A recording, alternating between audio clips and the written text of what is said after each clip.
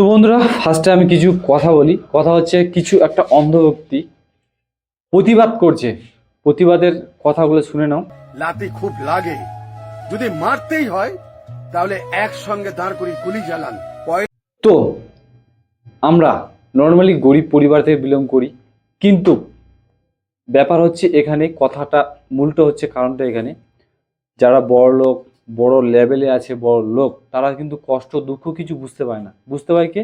একটা গরিব পরিবার, গরিব পরিবার যে দিন আনা দিন খায়, পরিশ্রম করে, হাড় হাড় ভাঙা পরিশ্রম করে দিন আনা দিন খায়, পেটে একবেলা ভাত জোটে না।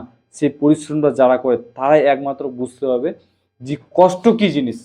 কষ্ট, আমাদের জীবনে যে কষ্টগুলো থাকে না, সেই কষ্টর কথাগুলো বলছি। আমরা আমরা যে ওয়ার্কার, ওয়ার্কার যে আমরা কাজ করি ডেলি, দিনে দিনে, দিন আনে দিন খাই, আমরা যে কষ্টগুলো।